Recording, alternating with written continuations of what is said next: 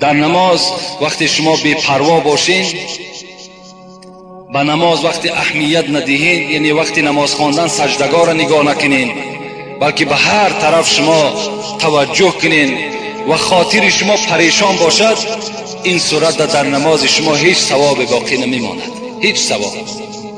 زیرا یگانه عبادتی هست که گناههای شما را خداوند به سبب این نماز مغفرت میکند. یگانه عبادتی هست که شما با این نماز با خدای خود پیوست میشین و راز میگویید. حاتم اصم خدا رحمت کنه در کتاب میگوید که وقتی که در بالای جای نماز می ایستاد، از او پرسان میکردن چگونه نماز ادا کردی؟ میگفت وقتی من بالای جای نماز می ایستم فکر میکنم که خانه کعبه در پیش من ایستادگی است. وقتی که من در عبادت می ایستم همچنان تصور میکنم که در پس پشت من عزرائیل ایستادگی است. این زمان یا زمان دیگر جان من را قبض میکند. وقتی من بالای جای نماز می ایستم فکر میکنم که بالای پول صراط ایستادگی هستم. این حاتم اصم میگفتند. یا امام بخاری از ما و شما در ترجمه حالش چی میگوید؟ میگوید وقتی نماز میخواند، در یک حکایش میارد که وقتی نماز بود کرد، حضرت میگوید بدن خود چه خبر گرفت، گفت بدن من بسیار سوخته کرد. وقتی نگاه میکند 17 زنبور 17 نیش زده است.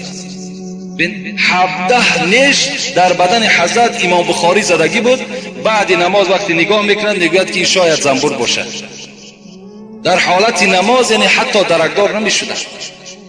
امام غزالی خدا رحمت کند میگوید ان المصلین کثیر والخاشعین قلیل. نمازخوان بسیار است، الحمدلله. ببین همه نمازخوان است، لیکن کسی که از تحت تل نماز میخواند میگوید کم است. علمایی که با خشوع نماز میخوانند اینها کم است، میگوید امام غزالی.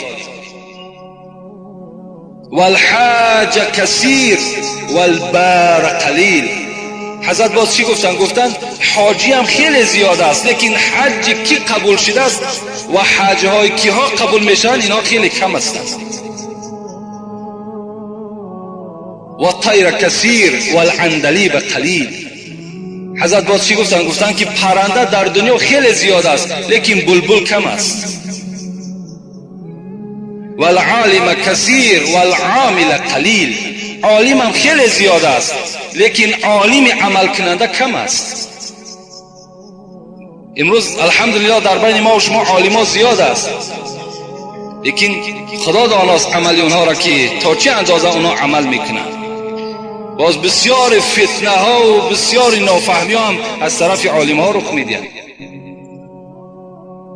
حتی رسول اکرم میگوید شما بر دین اسلام گریه نکنید وقتی که اگر پیشوای شما کسی باشد که عمل کننده در اسلام باشد، لیکن بر دین خودتان گریه کنید وقتی که اگر پیشوای شما یگان آدم جاگل و تنپرست و نفس پرست باشد. برای همین خیلی از شما خواهش میکنم که در مسئله نماز با احتیاط باشین، نمازها را خوب انجام دهید. حتی صوفی العیار حضرت چنان غضبناک شدند، گفتند دل جدا زبان جدا باشد، او کجا طاعت خدا باشد.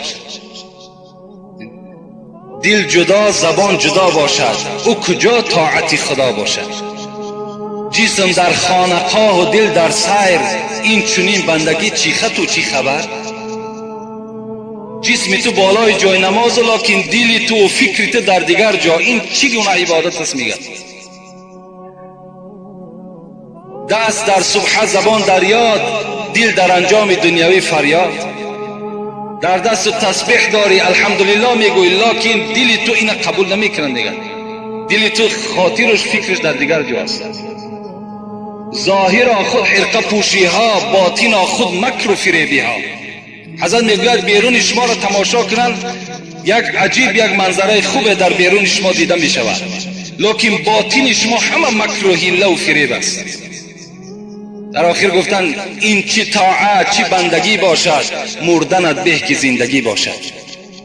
مردن بهتر از این گونه عبادتی که اون آلوده فکر خیال باشد، آلوده ثواب نباشد. از این گفتند مردن بهتر.